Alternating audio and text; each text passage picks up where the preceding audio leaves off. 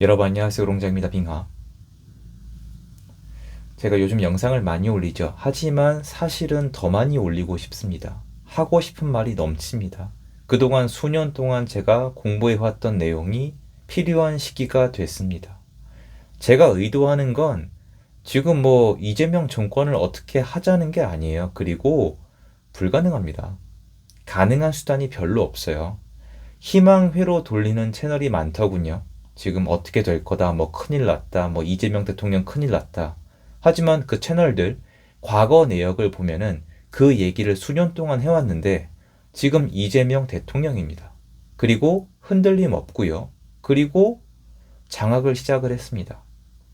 어떤 분이 이런 댓글을 주셨더군요. 감사한 응원의 댓글이었는데 우리는 이제 어떻게 해야 합니까? 이거에 대해서 답변을 드리고자 영상을 준비합니다. 얼음공장 정규강의 23기 접수 기간이고요. 접수 기간에 데드라인이 있고요. 그 기간이나 자세한 내용이나 접수는 아래 링크를 통해서 확인을 부탁드리겠습니다. 가능하면 꼭 들어주세요. 일단 여러분, 스톡데일 패러독스 검색해 보세요. 스톡데일 패러독스입니다. 전 2단계예요. 저는 여러분께 추천을 드리는 게 아니고요. 제가 정확히 이 모드예요. 제가 어떤 모드인지 이해를 하시려면 수고스럽게 해드려서 죄송하지만 스톡데일 패러독스를 검색을 해보세요. 짐 콜린스가 썼던 책 굿 투 그레이트에 나와 있는 내용인데요. 두 가지만 알면 돼요. 1. 난 지금 큰일 났다. 2. 맨 마지막에 다 잘 될 거다. 두 개가 연결이 안 돼요. 왜냐면 연결이 될 수 없는 개념인데요. 여러분 지금 큰일 난 거 인정을 하세요. 큰일 난 거 맞아요. 한국 사회에 어떻게 할 방법이 없어요. 근데 맨 마지막엔 다 잘 될 거라고 믿으셔야 돼요. 왜냐하면 이유가 있어요. 왜냐하면 우리는 살아야 되니까. 이민 갈 거 아니면 우린 살아야 되니까. 이거 두 가지를 믿고 저는 가는 겁니다. 그리고 희망의 근거를 달라고 하시는 분들이 계신데 이번 대선 투표 결과입니다. 50대 50이 나왔죠. 이준석이랑 김문수를 합치면 이재명과 거의 동등하게 나왔습니다. 무슨 말이냐? 김문수와 이준석은 인기가 있는 사람이 아니에요. 비호감도가 높아요. 이재명 대통령은 인기가 엄청났던 사람입니다. 이거 인정하셔야 됩니다. 하지만 그럼에도 불구하고 표가 비슷하게 나왔죠. 무슨 말이냐? 한국에는 여전히 보수, 자유시장을 원하는 국민이 절반이라는 겁니다. 보수 시민은 있다는 겁니다. 보수 정당이 없을 뿐이지 보수 시민은 있습니다. 그리고 이재명 대통령을 찍은 분들 중에 사회가 어떻게 될지 지금 자신들이 무슨 생각을 하고 있는 건지 모르는 분들이 굉장히 많습니다. 안다고 여기저기 말을 하고 계시는 분도 계시겠지만 저 같은 사람 앞에선 잘 얘기 안 하실 겁니다. 왜냐면 저는 그걸 공부를 해보니까요. 자, 그러면 우리는 뭘 해야 될까요? 지금 한국 사회가 이렇게까지 변한 이유는 사실은 현재 민주당이 잘했기 때문이에요. 민주당은 정말 정말 긴 시간 동안 정말 정말 많은 걸 준비했습니다. 예를 들어 볼까요? 전교조. 음, 아시죠? 이걸 욕하려는 게 아니라 여러분, 전교조가 만약에 진보 쪽이라면은 보수 쪽에는 뭐가 있습니까? 그리고 여러분 그 법 연구회 아시죠? 그게 만약에 진보라면 보수에는 뭐가 있습니까? 노동조합. 만약 이게 진보라면 보수에는 뭐가 있습니까? 단 하나도 떠오르지 않으실 거예요. 뭐냐? 민주당 쪽은, 진보 쪽은, 좌쪽은 이미 예전부터 준비를 해온 거예요. 김대중 정권 때부터. 뭉치고 모여서 목소리를 내고 힘을 길러오고 팀워크를 길러왔습니다. 여러분 이거 아주 쉬운 질문인데요. 민주당이 팀워크가 좋을까요? 국힘당이 팀워크가 좋을까요? 그래요. 이거는 사실 질문이 아니죠. 이게 하루아침에 된 게 아닌데 국힘당은 보면은 윤석열 때부터 한 방으로 뒤집지 못해서 안달이 났습니다. 이거는 수능이 아니에요. 물론 수능이 그렇게 되는 것도 아니지만 오랜 시간 공부를 해야 되는 거고 오랜 시간 준비를 해야 되는 겁니다. 고 1, 2, 3 때 놀았으면 대학 못 가는 겁니다. 그 모습이 참 안타까운데요. 여러분들이 만약에 자유시장, 국힘당을 얘기하는 게 아니에요. 김문수, 이준석을 얘기하는 게 아니에요. 이재명을 얘기하는 것도 아니고 자유시장, 민주주의, 제대로 된 국가를 원하신다면은 여러분 목소리를 내셔야 돼요. 여러분 같은 사람이 얼마나 있는지 확인도 하시고 나도 표현을 하고 뭉칠 땐 뭉치고 필요하면 모임을 만들고 이렇게 하셔야 합니다. 저는 그걸 할 수가 없어요, 여러분. 왜냐면 저는 부동산을 하는 사람이기 때문에 이미지가 이미 틀려 먹었습니다. 저도 이렇게 될 줄은 몰랐어요. 그냥 바로 공격 대상이에요. 여러분 중에도 계실걸요? 아, 저 투기꾼. 돈밖에 모르는 놈. 그렇더라고요. 이렇게 여러분이 목소리를 내고 누구누구가 있는지 알아가고 그렇게 하나하나 모이다 보면은 나중에 필요할 때 즉시 목소리를 내고 소통할 수 있는 힘이 생깁니다. 근데 그 힘이 이번엔 없었죠. 국힘당에도 없었고 보수란 단어에도 없었고요. 진보는 그게 있었죠.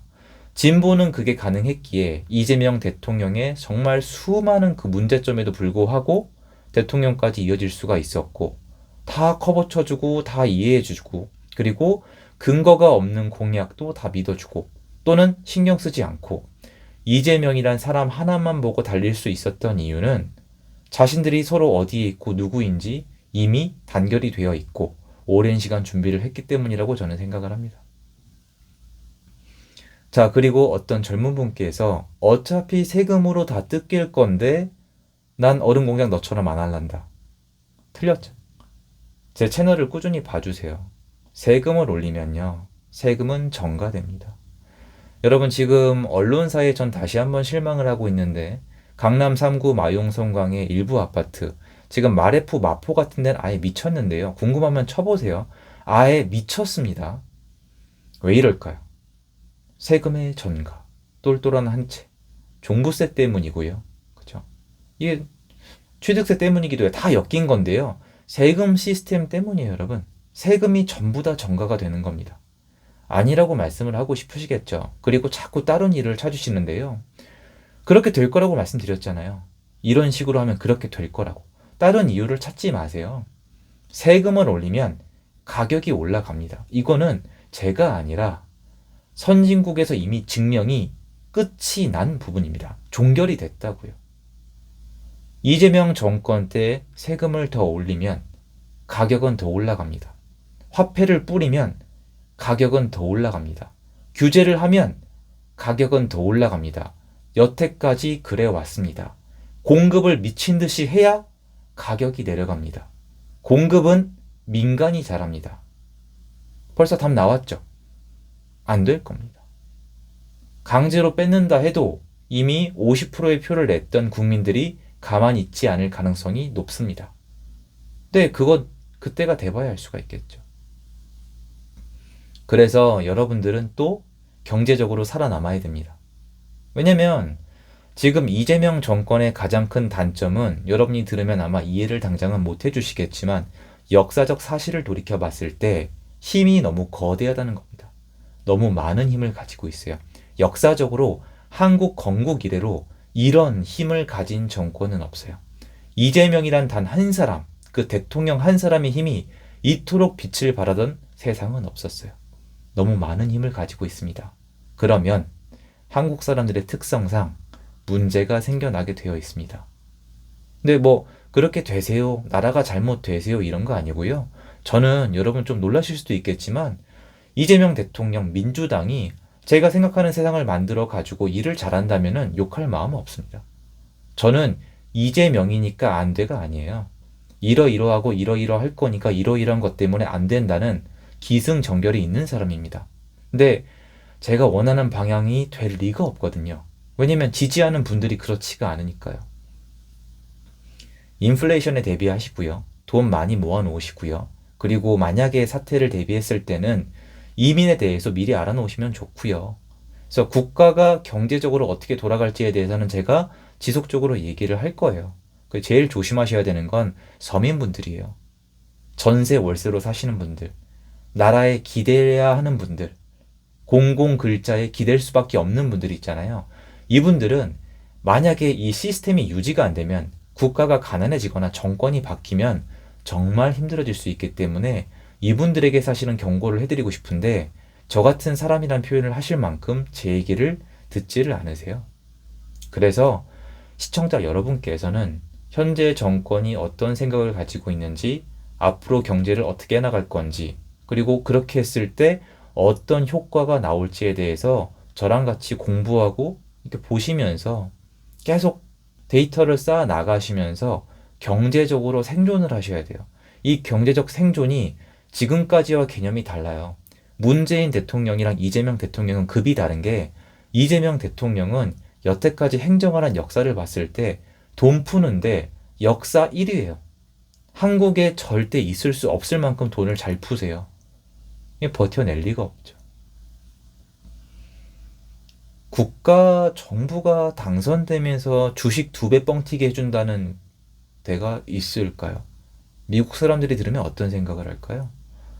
그 정도로 적극적인 분이에요. 살아남아야만 그 다음이 있어요. 그리고 제가 여러 번 말씀드렸지만 유동성이 풀리면서 수많은 기회가 오고 가면서 세금이 낭비가 되더라도 그 안에서 돈을 가지는 사람, 못 가지는 사람은 나뉠 것이고, 그 과정에서 대한민국 전체가 망하는 게 아니에요. 자꾸 그런 표현 그만 쓰세요. 하루아침에 망하지 않아요. 망한다는 표현을 쓰면 아무것도 못하게 되잖아요. 옳지 않아요. 이재명 혐오감을 그런 식으로 표현하지 마세요. 지금 대통령 맞고 앞으로 일할 거고 우리는 계속 살아가야 돼요. 현실적이 되셔야죠. 보수는 이성적이고 침착하고 계획적이어야 합니다. 왜 이렇게 감성적이에요? 망하지 않고요. 한국이 변할 겁니다. 변화에 잘 적응하지 못하면 한국 전체의 성장이 더뎌지거나 한국이 약해졌을 때, 기회를 더 이상 가지기 어려울 때, 여러분이 만약에 가난해져 있는 상태라면 그 상태를 그때는 바꿀 수가 없게 될 거예요. 무슨 말이냐? 슬프지만 이번 시즌에 잘해서 내 위치를 잘 잡아놔야 그게 나중에 지속이 된다는 겁니다. 그런 거랑 비슷합니다. 마지막 불꽃 약간 이런 느낌인데 그건 미래의 일이기 때문에 몰라요. 한국에서도 어떤 대박 산업이 나올지 모르잖아요. 근데 사실 이대로 가면 좀 어렵죠, 사실은. 아무튼 너무 비관으로 보지 마시고, 전 너무 이재명 대통령을 괴물로 보고 막 망치고 다 망하게 하고 화산 폭발시키는 그런 이미지로 하시는 분들, 저는 동의하지 않아요. 그냥 무서울 뿐이에요. 공포스러울 뿐이에요. 앞으로 이제 시간이 지나갈 거예요. 1년, 2년, 3년, 4년, 5년 이렇게 지나갈 건데, 그때 혐오감으로 불태운 분들은 여러분 자체도 불에 탈 거고요. 혐오감을 내려놓고 이성적 판단을 하고 공부를 하고 적응하신 분들은 나중에 희망이 남아있을 거예요. 스톡데일 대령은 포로로 잡혀가서 베트남전에서 8년 동안 미친 듯이 괴롭힘을 당했지만 살아남았습니다. 아무 희망이 없었지만, 왜? 자기가 큰일이 났음을 인지한 상태에서 나중엔 결국 잘 될 거라는 믿음은 있었어요. 이건 희망이랑 달라요. 그냥 현실을 받아들이고, 그죠? 믿음이 있을 뿐이에요. 희망은 없어요. 지금 대한민국에 희망 없어요, 여러분. 솔직히 저도 말씀을 드릴게요. 저한테 뭐라고 하실 분들 많겠죠. 그런데 제가 이거 미리 말씀드릴게요. 여러분보다 제가 이재명 대통령 공약을 더 많이 공부했을 가능성이 엄청 높아요. 공부 안 하신 분들이 대부분인 거 저 잘 알고 있어요.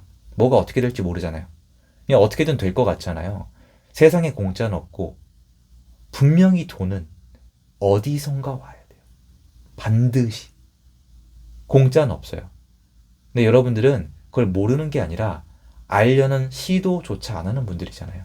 그렇기에 미래 대응에 있어서 저를 따라올 수 없어요.